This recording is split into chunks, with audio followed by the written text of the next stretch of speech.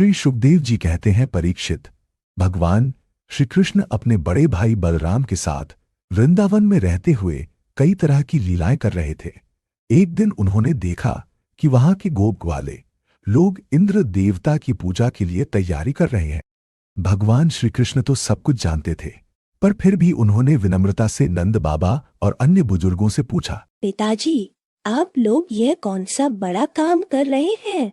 यह यज्ञ किस उद्देश्य से होता है और इसका क्या फल है? और यह पूजा कैसे की जाती है?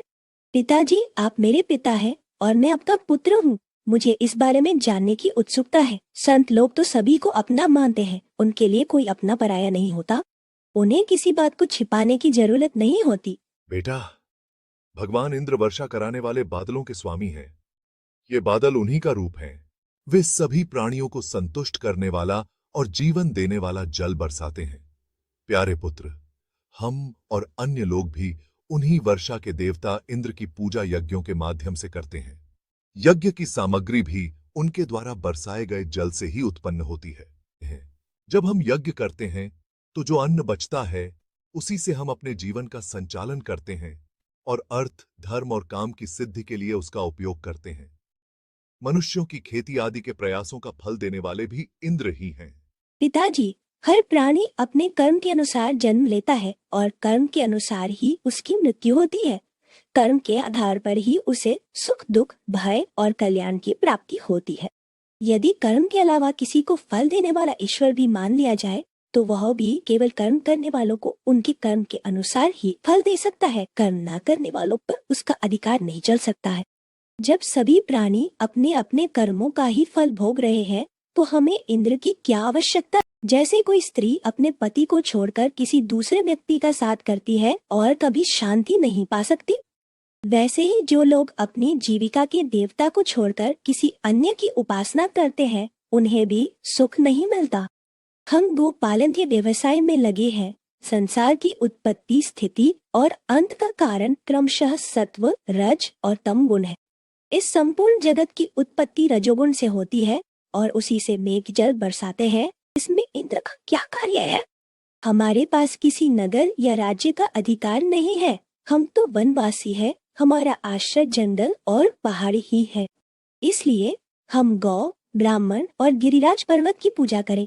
इंद्र यज्ञ के लिए जो सामग्री इकट्ठी की गई है उसी से इस यज्ञ का आयोजन हो। इसमें विभिन्न प्रकार के पकवान जैसे खीर, हलवा, पुआ, पूरी आदि बनाए जाएं। व्रज का सारा दूध एकत्र किया जाए। वादी ब्राह्मणों के द्वारा भली भांति हवन करवाया जाए तथा उन्हें अनेकों प्रकार के अन्न, गौएं और दक्षिणाएं दी जाए। चांडाल, पतित और कुत्तों तक को यथा योग्य वस्तुएं देकर गायों को चारा दिया जाए और फिर गिरिराज को भोग अर्पित किया जाए। इसके बाद प्रसाद खा पीकर, सुंदर वस्त्र पहनकर, गहनों से सज संवर कर, चंदन लगाकर गौ, ब्राह्मण, अग्नि तथा गिरिराज गोवर्धन की प्रदक्षिणा की जाए। पिताजी, मेरी यही सम्मति है। श्री सुखदेव जी ने कहा, परीक्षित, भगवान की इच्छा थी कि इंद्र का घमंड चूर चूर कर दे। नंद बाबा और गोपों ने उनकी बात सुनकर प्रसन्नतापूर्वक उसे स्वीकार कर लिया। भगवान श्री कृष्ण ने जिस प्रकार का यज्ञ करने को कहा था वैसा ही यज्ञ उन्होंने प्रारंभ किया। पहले ब्राह्मणों से स्वस्ति वाचन कराकर उसी सामग्री से गिरिराज और ब्राह्मणों को सादर भेंट दी गई और गौओं को हरी हरी घास खिलाई गई। इसके बाद नंद बाबा और गोपों ने गौओं को आगे करके गिरिराज की प्रदक्षिणा की। ब्राह्मणों का आशीर्वाद प्राप्त कर वे और गोपियां भली भांति श्रृंगार कर बैलों से जुती गाड़ियों पर सवार होकर भगवान श्री कृष्ण की लीलाओं का गान करते हुए गिरिराज की परिक्रमा करने लगी। भगवान श्री कृष्ण ने गोपों को विश्वास दिलाने के लिए गिरिराज के ऊपर एक विशाल शरीर धारण कर प्रकट हुए और मैं गिरिराज हूं कहते हुए सारी सामग्री का उपभोग करने लगे। देखो कैसा आश्चर्य है, गिरिराज साक्षात प्रकट होकर हम पर कृपा कर रहे हैं। ये कोई भी रूप धारण कर सकते हैं। जो वनवासी जीव इनका निरादर करते हैं उन्हें ये नष्ट कर देते हैं। आओ अपना और गौओं का कल्याण करने के लिए गिरिराज को हम नमस्कार करें।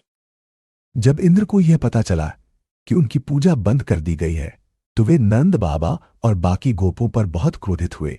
हालांकि उनके क्रोध से कुछ नहीं हो सकता था, क्योंकि गोपों की रक्षा करने वाले स्वयं भगवान श्री कृष्ण थे। इंद्र को अपने पद का बहुत अभिमान था। वे खुद को तीनों लोकों का स्वामी मानते थे।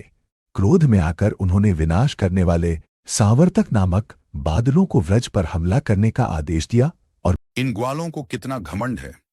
ये सब उनके धन का नशा है। देखो तो सही, एक साधारण मनुष्य कृष्ण के बल पर इन्होंने मेरा अपमान कर दिया है।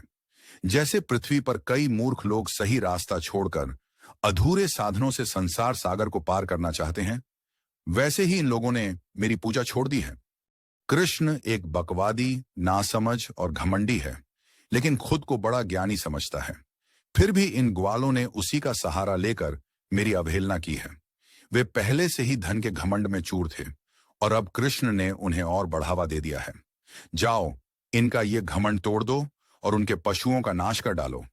मैं भी ऐरावत हाथी पर चढ़कर शक्तिशाली मरुदगणों के साथ नंद के व्रज को नष्ट करने आऊंगा। श्री सुखदेव जी कहते हैं, परीक्षित, इस प्रकार इंद्र ने विनाशकारी बादलों को आदेश दिया और उनकी बंदिशें खोल दी। अब वे तीव्र गति से नंद बाबा के व्रज पर आ पहुंचे और मूसलधार बारिश करके व्रजवासियों को पीड़ित करने लगे। चारों ओर बिजली चमकने लगी, बादल आपस में टकराकर कड़कने लगे और प्रचंड आंधी की प्रेरणा से वे बड़े बड़े ओले बरसाने लगे। इस प्रकार जब दल के दल बादल बार बार आकर खंभे के समान मोटी मोटी धाराएं गिराने लगे, तब व्रजभूमि का कोना कोना पानी से भर गया और कहाँ नीचा है कहाँ ऊंचा इसका पता चलना कठिन हो गया। इस प्रकार मूसलधार वर्षा तथा झंझावात की झपाटे से जब एक एक पशु ठिठुरने और कांपने लगा, ग्वाल और ग्वालिनें भी ठंड के मारे अत्यंत व्याकुल हो गई। तब वे सब के सब भगवान श्री कृष्ण की शरण में आए।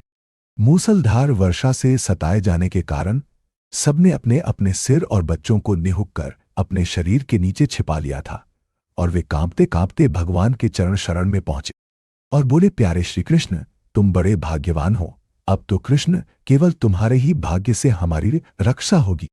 प्रभो, इस सारे गोकुल के एकमात्र स्वामी, एकमात्र रक्षक तुम ही हो। भक्तवत्सल, इंद्र के क्रोध से अब तुम ही हमारी रक्षा कर सकते हो। भगवान ने देखा कि वर्षा और ओलों की मार से पीड़ित होकर सब बेहोश हो रहे हैं। वे समझ गए कि यह सारी करतूत इंद्र की है। उन्होंने ही क्रोधवश ऐसा किया है। वे मन ही मन कहने लगे, हमने इंद्र का यज्ञ भंग कर दिया है। इसी से वे व्रज का नाश करने के लिए बिना ऋतु के ही यह प्रचंड वायु और ओलों के साथ घनघोर वर्षा कर रहे हैं। अच्छा, मैं अपनी योगमाया से इसका भली भांति जवाब दूंगा।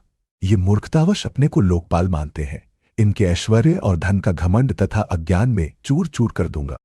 देवता लोग तो सत्व प्रधान होते हैं, इनमें अपने ऐश्वर्य और पद का अभिमान न होना चाहिए। अतः ये उचित ही है कि इन सत्वगुण से जो दुष्ट देवताओं का मैं मान भंग कर दूं। इससे अंत में उन्हें शांति ही मिलेगी।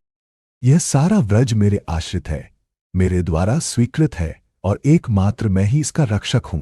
अतः मैं अपनी योग माया से इसकी रक्षा करूंगा। संतों की रक्षा करना तो मेरा व्रत ही है। अब उसके पालन का अवसर आ पहुंचा है।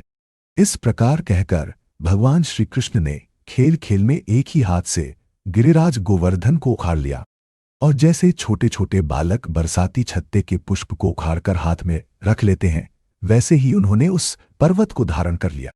इसके बाद भगवान ने गोपों से कहा, माताजी, पिताजी और रजवासियों, तुम लोग अपनी गौओं और सब सामग्रियों के साथ इस पर्वत के गड्ढे में आकर आराम से बैठ जाओ। देखो, तुम लोग ऐसी शंका न करना कि मेरे हाथ से यह पर्वत गिर पड़ेगा। इस आंधी पानी के डर से तुम्हें बचाने के लिए मैंने यह युक्ति रची है।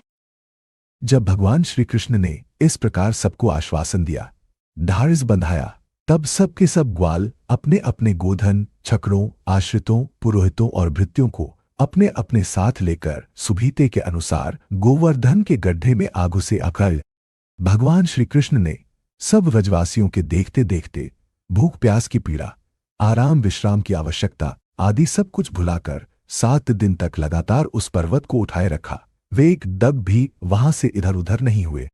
श्री कृष्ण की योग माया का यह प्रभाव देखकर इंद्र के आश्चर्य का ठिकाना न रहा अपना संकल्प पूरा न होने के कारण उनकी सारी हेकड़ी बंद हो गई।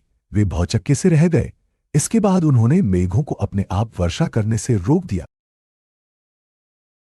जब गोवर्धनधारी भगवान श्री कृष्ण ने देखा कि वह भयंकर आंधी और घनघोर वर्षा बंद हो गई, आकाश से बादल छट गए और सूर्य दिखने लगे, तब उन्होंने गोपों से कहा, मेरे प्यारे गोपों, अब तुम लोग निडर हो जाओ और अपनी स्त्रियों, गोधन तथा बच्चों के साथ बाहर निकल आओ।